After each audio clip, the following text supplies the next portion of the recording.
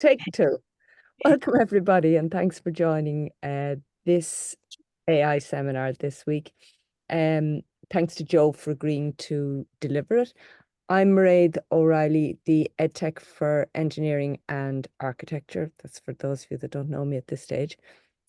So today, Joe is going to bring us up to date on the world of AI. I suppose we haven't seen Joe for 2 months now, and it's a prime time because we're heading into assessment and exams.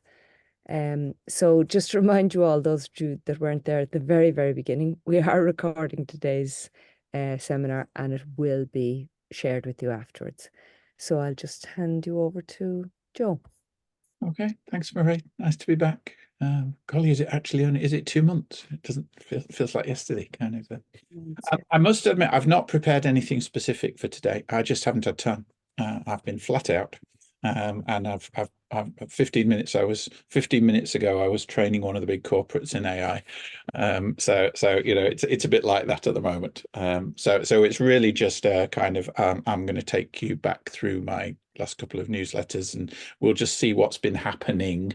But also then, questions from the floor. I mean, if assessment's coming up, if there's any other questions around either using AI or whatever, feel free to ask. If I can answer, I will. If I can't, then I'll try and find out, and we can share that information. So has since the last session, and I mean, if you've shown up today, you're still vaguely interested in this stuff. Are there any open questions at the moment? Is anybody coming thinking, I hope he talks about this or whatever? Jen, you got anything floating around? Yeah, well, we all got that terrifying email that they were considering swapping from Google to Microsoft. I don't know, did you see that come in and they're looking? No, but then my UCD email is down at the moment, so I'm not getting any on to me. Okay, it's a targeted communications email got sent out where they're exploring this move away from Google to Microsoft as the integrated everything platform. And my first instinct was, I wonder, is that because Copilot is seen as better than Bard? Which it is, yes. Yeah, but also, would it mean we would all get Copilot Yeah. as part of that swap? Well, that's Um, the plan for Microsoft. The plan for Microsoft is that educational institutions that sign up for the Microsoft Enterprise license will get Copilot as part of that. well, that's interesting. That's very interesting. And do you know my question in that, and it may be completely disconnected, and thanks for bringing it up, Jen, because I was just so busy. I read it and I went, must come back to that, and I forgot about it. But if that big move is made, will that push us more towards using Teams? Yes, It which would be will an absolute disaster. be a nightmare. Terrible. Yeah, I mean, I'm not. And Outlook Yes, and OneDrive yes. and And like, OneDrive doesn't work for Macs. I have taken that to the nth degree in the summer yeah, with IT services. We spent a month on it trying Yeah. to force it to work. It will not work with Macs. I've worked for a couple of years on Teams in the IUA project, and it is pretty tough going. Oh, Teams is miserable.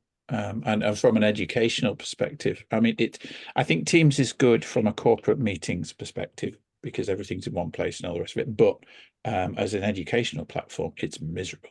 So Yeah. for delivering online seminars and that kind of stuff, I mean, Zoom Constant problems, though yeah. people try to hook into things. Joe, taking it back to AI, what would be the scenario? So if we say we stay with Google and we can use Copilot as it is on the free version. So Absolutely. Yeah. it's quite good even from a free point of view, and then those that want to subscribe still can. So I Mhm. mean, that isn't a strong enough argument to move the whole university towards Microsoft, is it? No, I mean, I suspect, if I was in those discussions, from a Microsoft perspective, they're saying, well, we've got more to offer because we're in bed with OpenAI now. So if you want cutting edge kind of AI, we are in bed with Copilot, with ChatGPT. So all the newest technology and stuff you will get plugged into. Copilot, which is accessible to everybody for free, and I'll put it in the chat for you at that link. There. Okay, so if you go to that link, you get access to Microsoft Copilot. This Copilot is back-ended under the covers into ChatGPT 4, which is the version that if you go to the ChatGPT site, you have to pay $20 a month for. Okay, so this is how you can use ChatGPT 4's capabilities for free, is you use Copilot. Okay, whereas if you go onto the ChatGPT site, if I share my screen so that you can see. Okay, there we go. I'll just move you all back on. Okay, so this is the Copilot site. Okay, and if I log into ChatGPT, okay, now I pay the $20 a month to ChatGPT because I'm demonstrating this all the time to lots of different people and stuff. But if you're on the free version of ChatGPT, this is what you by default are going to get, 3.5. And that's the kind of cut down version of ChatGPT. But if you pay for it, you get ChatGPT 4. Okay. Now, ChatGPT 4 is the much, much more powerful version. It's going to be supplanted in about 2 or 3 months' time by ChatGPT 5, which is going to be even more powerful. But for now, this is the best one, the best of the models out there. And you can get access to that without paying for it by going to the Copilot site. And now anything that you type in there is run through ChatGPT 4 and comes back to you via Copilot. So then that answers my question. There's absolutely no advantage, say, from moving over to Microsoft. There's no AI advantage. And anyway, it would be very fickle to make a big move like that based on a tool. It would, based on a tool, because the tools are moving so fast at the moment. Now, Microsoft, I mean, it's not just Copilot. Microsoft's whole corporate strategy over the last couple of years has been aimed at creating an infrastructure which will support institutional adoption of AI. So there is a lot of behind the scenes architecture that goes into the Microsoft suite, if you like, around accessing pools of information and data. So, everything would be kind of moved into the Microsoft pool and then having access to that information. And this is where Microsoft is probably ahead of everybody else. And this is probably why the college is looking at this, or the school, the university is looking at this, because Microsoft is rapidly building an architecture where we will be able to put all our data into a pool, but then that data is in that pool and it's not accessible by anybody else. It's just accessible by, our school or our department or whatever it is. But then when we're asking Copilot knows about all that data.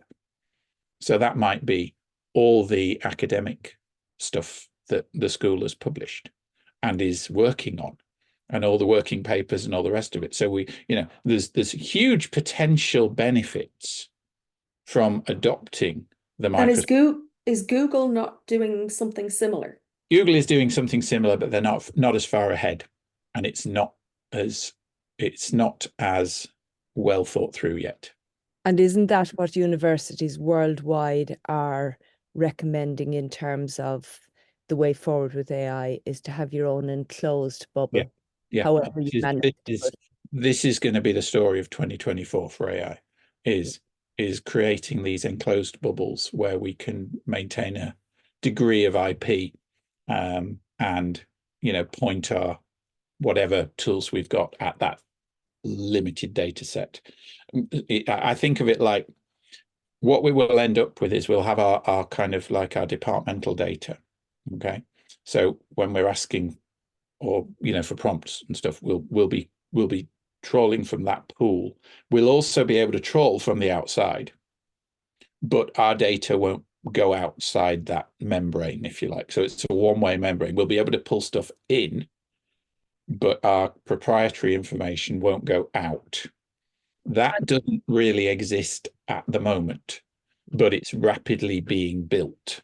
And Microsoft are probably the most advanced company at the moment for having that kind of those building blocks going in. They've been trialing this now with a number of multinationals for about a year, and it's getting pretty solid now. So the next stage will be making this available to the larger educational institutions, the kind of mid-sized enterprise level.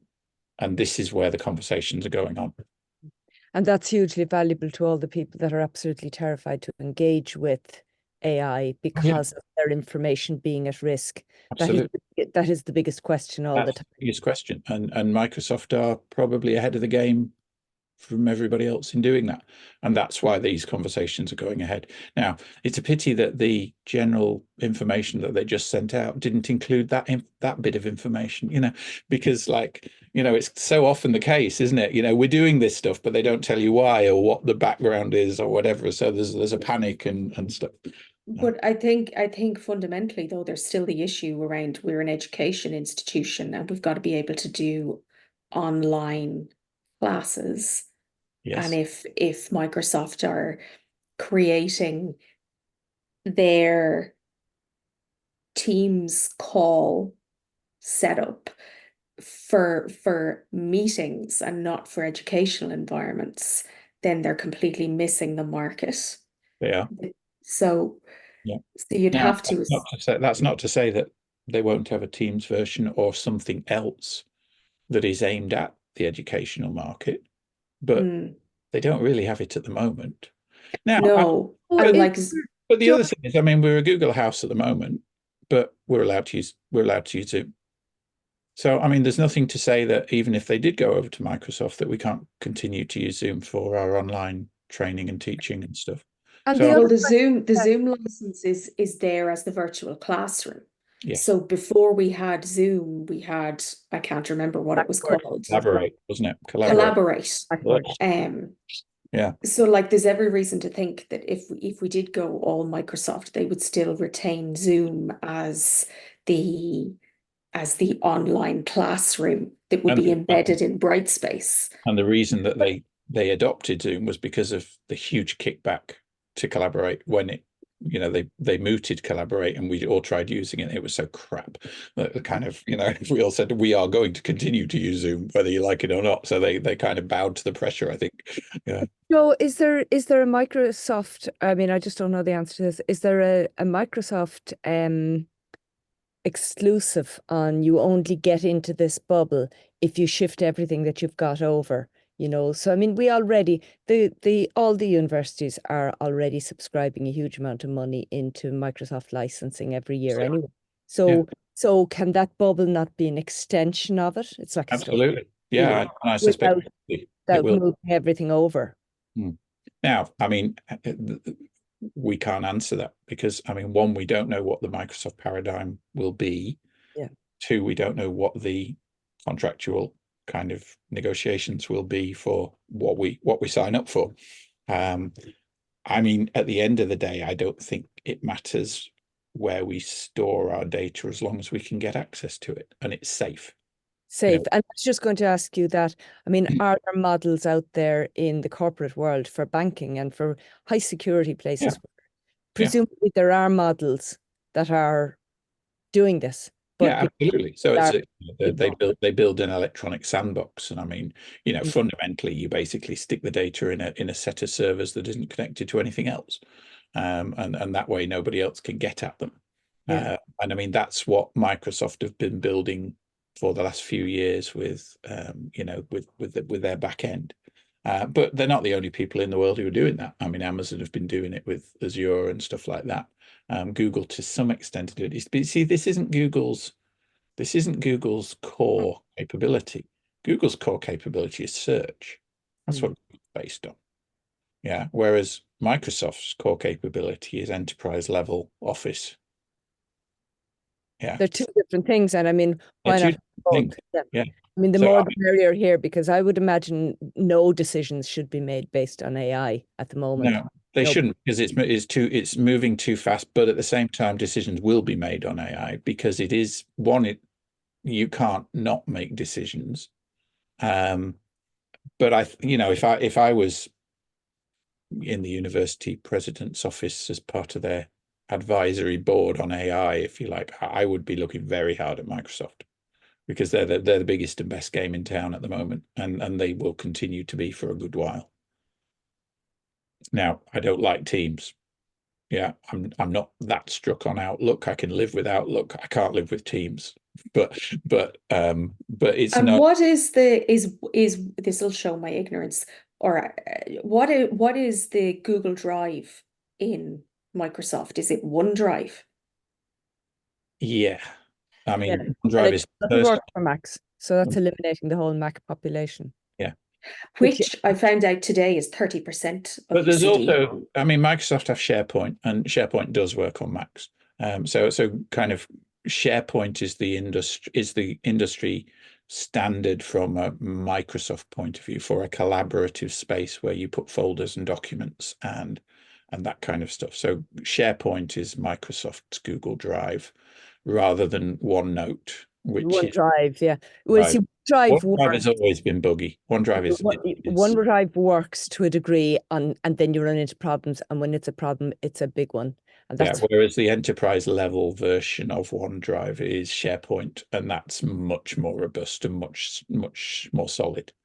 yeah. So It's just unsettling because almost everybody will have a Gmail as a personal email. yes, So if you're trying to share something, having Google Drive is almost essential. And I don't know anybody that shares things on.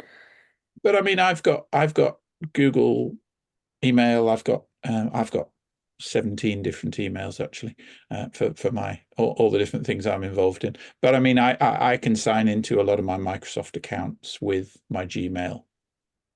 Yeah, and putting stuff into, various Microsoft silos in the different organizations that I work with has never been a problem. So I wouldn't get too worried about, if you like, losing access to Google Drive and having to move your stuff over to OneDrive. It's just another electronic storage space. And Microsoft are pretty good at the kind of corporate security that's needed for that stuff. So I wouldn't be worried from that perspective. It will be a change, though. And I mean, change is always a little bit worrying, isn't it? Because you're used to one thing working in one kind of way, and it won't work precisely the same way. So you'll have to learn a few new tricks and hoops to jump through and stuff like that. And it'll be for a few years until they decide they want to move back to Google anyway. Like that's Well, possibly. the That's the kind of endless cycle, isn't it? Yeah, just as you're about to do your Viva, Jen, that's when they'll move it again. oh. Yeah. Oh dear. Right, so everybody else is being very quiet. Nobody's got their camera on. You're all lurking there in the background. And anybody else got any questions on what's going on in AI land at the moment? You've all shown up, so presumably there's an interest somewhere. Yeah, is anybody there? Enda. I'm here, Joe. I'm here. Yes, I'm taking it all in. I wasn't aware of the link with the Copilot and ChatGPT 4, so I'm learning already. Good. For the just for the image creation, can you also do that through Copilot? I'm sharing, aren't I? Yeah. You are, yes. What kind of an image would you like, Enda? Well, I was typing in myself. I just put in blue tree and a green field just to see what would come up. But yeah. Yeah. No, I was just picking out. I was just picking something out at random just to see what it had come up. But it seemed to be prompting me to log in or something. So right. So so I mean, you need ideally log in with your Microsoft ID if you've got one, or create one if you haven't. And what you basically you want to start with, create me an image of. Okay. A blue tree in a green field with a university building in the background. Yeah. So let's try that. So this backs into, I mean, there's various image generation engines out there. There's Midjourney, there's DALL-E, there's Leonardo. So Copilot links into DALL-E, and I think it's DALL-E 3 now. It's a pretty good image generator. It doesn't have the precise control that you get from Midjourney, but you also don't have to do a lot. I mean, so here's our four different options. So there's one. Yeah. Yeah. So we need to be logged into our Microsoft account. Is that it? Ideally, then it'll store everything in your kind of history. But I think, as far as I know, you can generate this stuff without being logged in. Yeah. One little caveat that I had a problem with was when I tried to create an account with my UCD email, it told me no way, no how, you don't have access. So I had to create one with my personal email, and then it worked. Yeah. Okay. So there may be some lockdowns with the UCD institutional email. Okay. Yeah. And I mean, I'm logged into Microsoft as joe.houghton@gmail.com. So that's fine.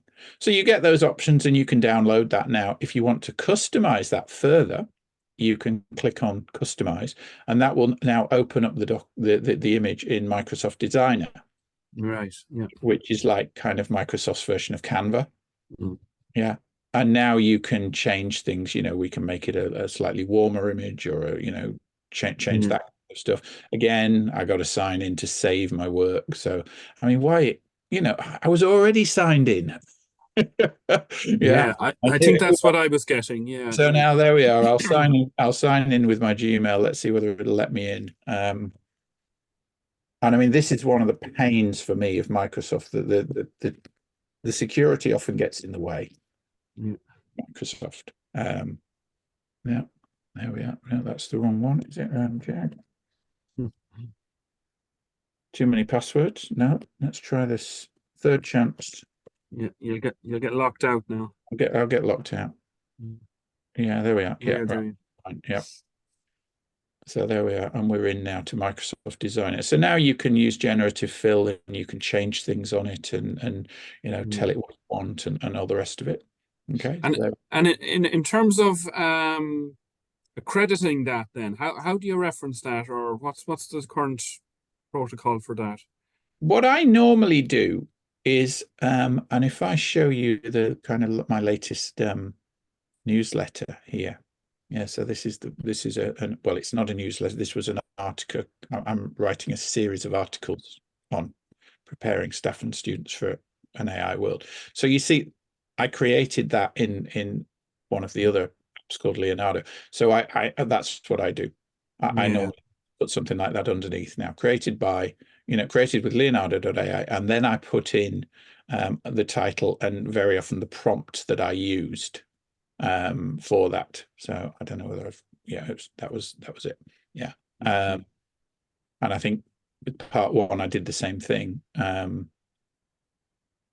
I created this. Yeah, here we are. Created in Leonardo using the prompt. Okay, you give the prompt. Okay. And I mean, at the moment I'm finding that that's quite useful for a lot of people, because then they can go off and try that prompt, they can get and stuff like that. Might give people ideas and whatever. So that's what I'm doing there. And as I understand it, certainly with Copilot, you're allowed to use the images that it generates. Okay, so you can use them for educational use, you can use them for commercial use, or whatever. They're kind of copyright, they're yours. Another one to look at is Adobe Firefly. So this is Adobe's kind of generative AI tool. So let's just load it up. And do you need a license for that one? No, this is free. This is free. Everybody can use this. So I'll put this in the chat for you. There we go. Okay, so you can go and have a play yourself. Now you can use it. You can generate yourself, but you again, with all these things, they would encourage you to create an account. I've got an account. And I actually use my UCD account because if you're an educator, you get more in the Adobe suite for free, or for less money. I've actually got the full creative suite, which normally costs €55 a month if you're not an educator, but I get the full creative suite for €20 a month. So that's everything. That's Photoshop, that's Lightroom, that's pretty much the entire Adobe suite. You get for that. So it's a lot cheaper if you use your educational email. So if we want to now kind of try this and generate stuff, okay, we'll go to Adobe Firefly, create. Here we are, and they've just added some new stuff yesterday. There was a big Adobe conference in Las Vegas yesterday, and there was a 2-hour keynote. So they've added a couple of new things. Structure reference. This is quite useful. So if you've got a reference image, okay, so it could be that image of Smurfit behind me, or it could be, you know, this dragon image that they're showing you or whatever. You can upload that image and say, right, give me more images based on that structure. Okay. And then it'll give me more images of dragons, but the dragon is flying in the same place in the frame. There's a similar kind of background and all the rest of it. So it allows you to kind of get a degree of consistency across potential, you know, series of images and stuff like that. Another thing that they introduced last month, and this was introduced to Midjourney as well, was the ability to generate a consistent character through a series of images. So for authors and kind of book creators and stuff who want to create things like children's books or whatever, you know, you create a character and then you want that character in different poses, in different scenes throughout the book and stuff. You can do that now. So every week they're adding new capabilities to the AI tools and things. So that's that. So, you know, now we can get creative and we can start to kind of either type our own stuff in. But if you scroll down here, you've got different tools now. Okay, so text to image. And if you go in there, all these images have been created using Adobe Firefly from, you know, these are generative images. But when you hover over one of the images, yeah, it gives you the text of the prompt. So this is quite good. So you can kind of scroll down to get some ideas. Yeah. And if you wanted, you know, a particular image similar to one that you see here, then you know, so maybe that one. Okay, well, there we are. So you can just highlight that and take that text in.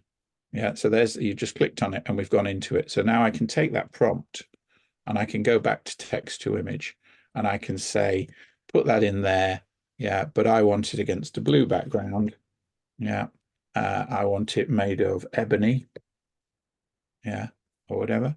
And then I can generate. And now it'll go off and it will generate me some options in here. Yeah, and you just wait a few seconds and you're going to get 4. It's normally 4 options. Okay, so there we are. So we've got these different options, which are pretty good. Now they're all square at the moment, but I want 16 by 9. Yeah, and you know, I want some other settings. Yeah, so you can scroll down here. Okay, so give me a bokeh effect, so it's, you know, it's sharp, but then there's a blurry background. Yeah, make it look like a painting or stuff like that. Color and tone. Okay, I'd like pastel colors. I want dramatic lighting. Okay, and I want it shot from above. Okay, so now we've added all these things in, and now we can generate again. And you can see straight away we're getting the wider 16 by 9 format and stuff like this. So this is a very powerful tool that anybody can access for image generation. And then you can use this stuff. Yeah, now I'm not really sure that it's giving me quite what I want now in terms of the wooden furniture stuff. So maybe the shot from above I get rid of. Yeah, and I'll try generating again. If you need to download these things, you can download, and all the generated images are digitally watermarked, so that you know that these things have been created in the Adobe AI. I'll leave that on actually because it's good to have it when I do different demos. So now I can save that. Yeah. And I might put that into my, you know, article images folder here. And then that file I can open up, and there it is, and I can drop that into a document or a web page or whatever. And it's very, so it's a very simple process to do this stuff, and I can share that as well. Yeah, so I can copy a link to that image. There's a shareable link. Okay, so now I've got a link and it's copied. If I paste that in the chat, that you can go to that image now. You can click on that and go see it. So that's Firefly, and ChatGPT isn't quite as good at creating images. So I tend to come back to Copilot as my default starting point. If I want more photorealistic images, tend to go to Adobe Firefly. There's another one that's pretty good called Leonardo. So this is app.leonardo.ai. And I'll put that in the chat for you as well.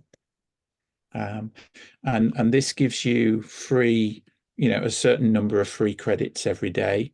And I mean, at the moment, I've got a subscription to this. I'm actually going to cancel the subscription because I'm not getting enough use out of it. But I wanted to play with it. But again, now this is fascinating. Watch this. Real-time generation. Nothing there at the moment. Yeah. Now, as you type, this generates an image in real time. Okay. Create me an image of a Ford Model T car. Yeah. Driving down a tree-lined avenue in winter. I mean, it's just gobsmackingly good, isn't it? Yeah. Yeah. In the 1950s. Okay. Now, you look at this, the faces look a little bit off. It's not by any means perfect, but it's, I mean, as a demo of this technology that's evolving, it's pretty damn good. And whatever you type, it'll give you, and Is that one subscription, Joe? Well, there is a subscription, but you can use it. There's a free tier as well. Okay. Okay. So you get, I think you get 150 credits a day for free with Leonardo. Now, if you want to do kind of the AI image generation, so let's do an image generation here. Okay. So create me an image of a university campus with a blue tree in the front lawn in winter with snow on the ground. Okay, so that would cost me 20 credits, 20 tokens. Yeah, so you'd get kind of the chance to create 6 or 7 of these for free each day, and you get 4. Yeah, so I'm asking for 4 images here, so you can specify the number of images. So if you're only creating one, it's less tokens. Okay, and you can choose different image dimensions and stuff like that. Okay, so then you just wait a few seconds and you get more, and it remembers other images that you've created. Yeah, so if I scroll down, you can see there's the image that here's the images that I created for Pandora's Boxes Open. Yeah, and that's the one that I chose as the header image for the newsletter and stuff like that. You see, there were various iterations that I wasn't happy with, and then I thought this Borg-like lady was pretty good. So here we are. Here's our university images. Okay, so these are pretty good. Yeah, and then we could go back in and we could say we want these photorealistic, or we want them artwork or watercolor or whatever, and we can tweak them as we go. So Leonardo is quite a powerful engine. It's got an easier learning curve than Midjourney. Ender. So Yeah. if you want to create images that you can use that look a bit more photorealistic, Copilot doesn't do photorealistic very well. So Leonardo might be one to look at. No, that's great. Yeah. Thanks, Joe. No worries. No worries. Anybody else? Any other questions or thoughts? We've lost Jen. She's gone. That was a brilliant detour. Did you like that, Mairead? Yeah, I love that. Yeah. Because it's just, I don't have the time or the need directly to subscribe, and yet I want to be on the case, as much as possible. And it is nice when you try something out that it's not just frustrating and Thank you for presentation. May I ask my question? Yeah, please Yes, do. thank you. Can we just upload our photos or maybe some special photo and ask these tools to elaborate on it, for saying put it maybe in some places or add some features to it, for instance, raining or something like that, something that Photoshop usually do with people. Yeah, you can. And Adobe Firefly, I think, has just added this as a capability. So if we go back into Firefly, you see the reference images here. Yeah, upload an image. So let's go back in here. Let me upload an image. Because actually I am also looking for some maybe free versions such as Leonardo or Copilot. And Adobe Firefly, is free. So here we are. So here's a current headshot of me, I think. So let me just check that. Okay. Okay, boom, boom, boom. All right, so there's the reference image. So, and I haven't done this, so let's see.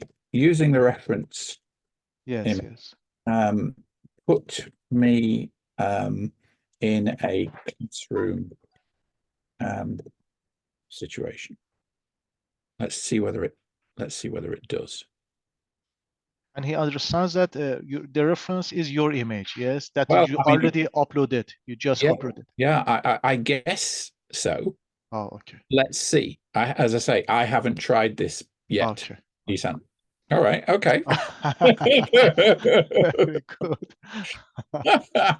Yeah.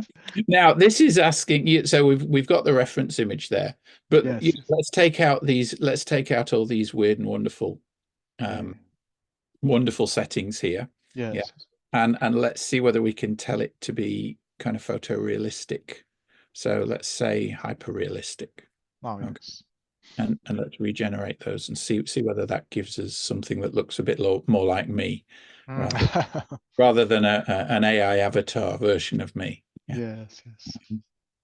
And what about a Copilot or Leonardo? Are they also able of those? Oh, quiet. Amazing. Also, now it's a TV thing, isn't it? Yeah. So there's a bit of work to be done here, clearly, in terms of using the structure reference stuff. But I mean, at least it's an older grey-haired guy like I am. So it's clearly referencing that image, isn't it? Actually, is that image now being used as the reference image? I don't know whether it is because it's not there now. Let's just put it in again. Right, there it is. Yeah. Upload. Boom, boom, boom. And then you might try, putting in some different styles or whatever. I think the color and tone's all right, isn't it? The lighting might be, let's say backlighting. And what have we got? Photo. Let's take art out. I don't really want it to be art. I want it to be photo. And the photo settings. Yeah, so you can put things like, the aperture. So if we wanted a blurry background, that kind of thing, we could do it with a slightly more wide angle lens. We can set that kind of thing up so that, you can play with these different options. Yes. Is that going to let me generate? Let's see. Boom, boom, boom.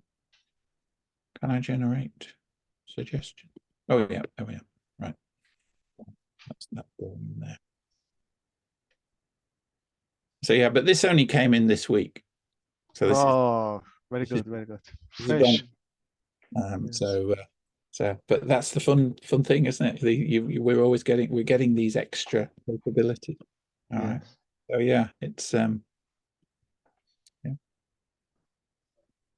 Adobe is very politically correct, I think, as Ah, it's obviously applying its diversity features and stuff.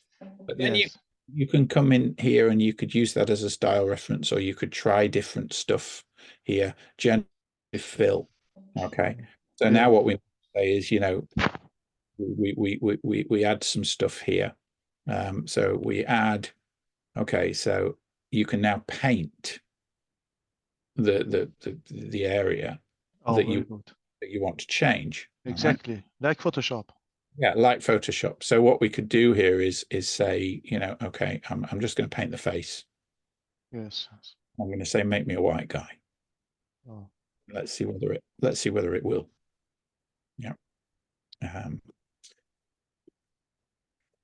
Make me a white. Um,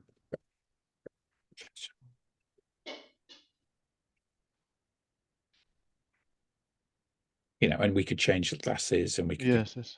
Be interesting to see if they take your glasses off now. yeah. I hope they don't, because I'm blind without them. Okay. All right. So there we are. So we're kind of, I'm now a white guy. Yeah, I look a little bit stern, don't I, and grumpy. But yeah, so we might keep that one. Yeah, and then we might say do some other stuff now. So Yes. make me look a bit happier. Yeah. Yeah. Give me a smile. Yes. So you can go ad infinitum on this. It doesn't realize that I've actually broken my glasses at the moment. You can't see that, but Yes. Yes. now I've Good. got now I'm a bit happier, don't I? Oh no, not that one. Yeah, there we are. So we'll keep that one. So we've got quite a lot of control, and you can keep on. Yes. And this is free. This is a free tool. Very good. Very good. Thank you very much. Thank you. No problem. Mary's put in the chat, Mairead, everybody gets a recording of the copy of the recording. Yeah, you send that link out, don't you? Yeah. Kind of Yeah. stuff like that. Yeah.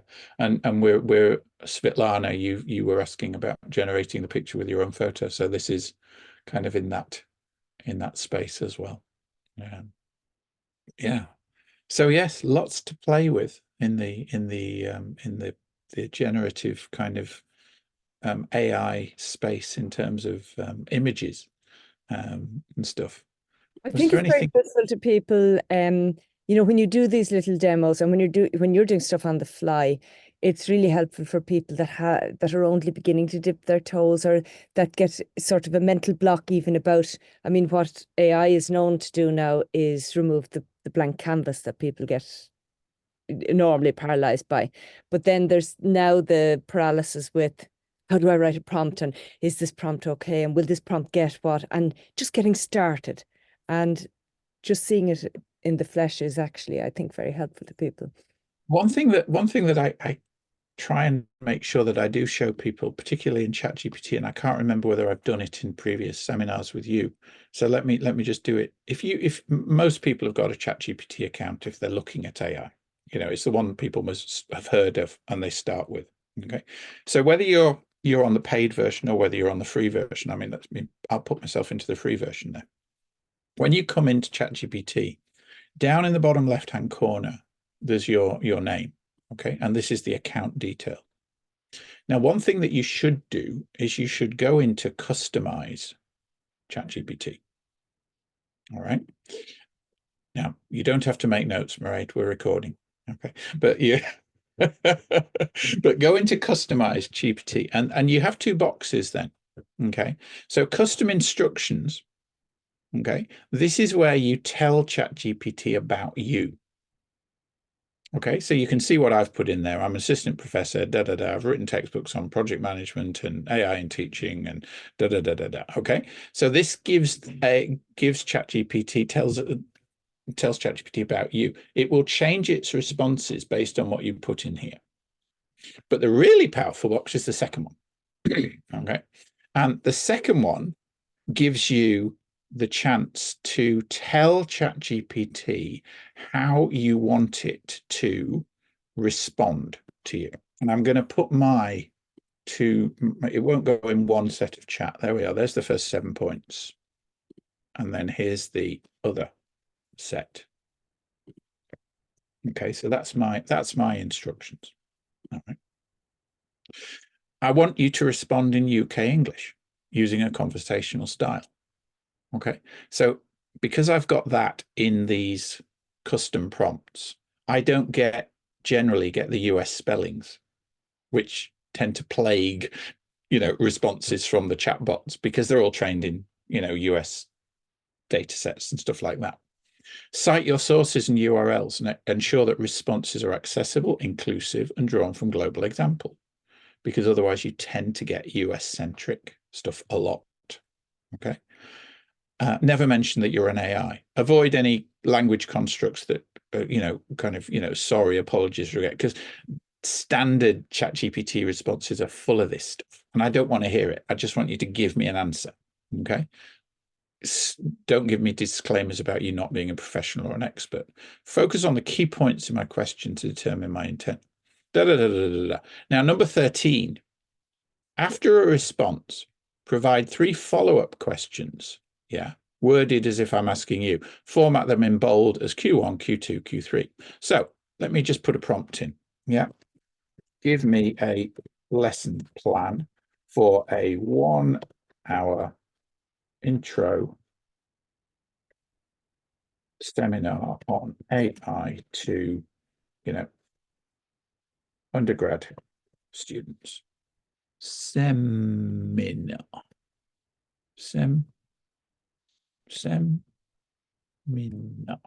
Yeah. Cool. Okay. So it'll give us a nice, quick intro to AI, seminar structure. That's fine. But look what happens at the end. Q1, Q2, Q3. Okay. So these are things that we, and that, maybe I want to take Q1. Yeah. So I can just now copy Q1 and say, okay, give me a bit more on that. Okay. And it gives me a bit more on that. Now, let me show you something else.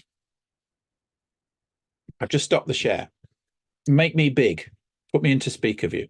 Okay, because I want to show you something on the screen. And I'm going to turn my background off so that you can see this. Okay. So I've got my phone here. Okay. So my AI tools on my phone. I hope you can see the AI tools there. This icon here is the ChatGPT icon. It's the official ChatGPT app. Okay, the one in the top left-hand corner.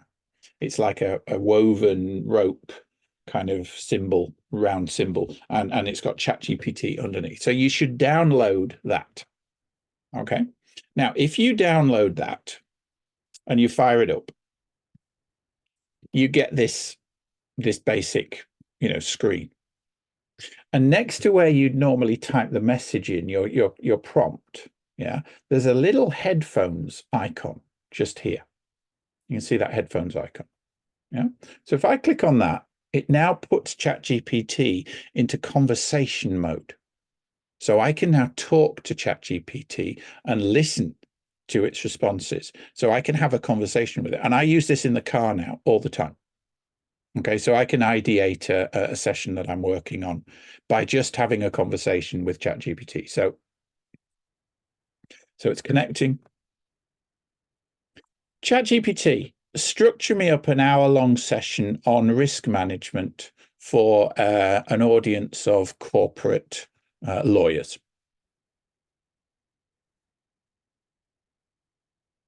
An hour-long session on risk management for corporate lawyers would ideally blend theoretical knowledge with practical applications specific to legal contexts. Here's a structure for such a session. 1, introduction, 5 minutes, welcome and session objectives. Briefly discuss the... Okay. Now, she's going to read out that, and you've got lots of voices you can choose from and stuff like that. Okay. So when she gets to the bottom, she's going to give me my Q1, Q2, Q3. So it's just the same as if I typed a prompt in, but I'm getting this verbally now rather than in text. The other nice thing is that when I get back to my computer, because I'm logged into my ChatGPT account on the phone, that conversation I had is available as a chat in text form, and I can go back to it and use it. That was exactly what I was just going to ask you, Yeah. because, you know, when you're driving and like, you know, when I was there scribbling a note, even if you scribble a note, to me, it's a prompt that part of the video, you know, look back, or that's where I heard that. And you can't do that when you're driving. So So, that's invaluable that it's, yeah. log into ChatGPT and there's my chat from the car, and all the text of the chat is in there. Yeah. And it's absolutely brilliant because it gives you that time back. It makes that time productive. So, you know, you might prefer to rock to Bon Jovi in the car driving to college, or you could turn that half an hour into a productive session of ideation and, you know, explore a topic or whatever. And you can ask ChatGPT anything and it'll go off and it'll find things, and you can say, give me more on this, or, you know, no, that's not what I wanted, or the rest of it. So you're actually just having a normal conversation, if you like. And it's moving out more into the UDL world as well, isn't it? Yeah, I mean, this is multiple means of engagement. We don't have to use a keyboard. Yeah. We just talk now to our computer and have it talk back to us basically as another person. And this is a game changer, I think, for a lot of Learning people. styles as well. Learning, Yeah. you could do this in a walk in the park, or, you know, going out for a run or whatever. Just stick your earbuds in and you can be talking to ChatGPT. People will be looking at you strange when you do, but that's fine. Yeah. And to get it in text form when you come back is the icing on the cake. Yeah, it's absolutely fantastic. So, oh, there we go. Now I'm gonna have to draw things to a close because I've got another meeting I've got to go to for 2 o'clock, and it's 5 to 2. But I hope that's given everybody a few new ideas, perhaps. Fantastic.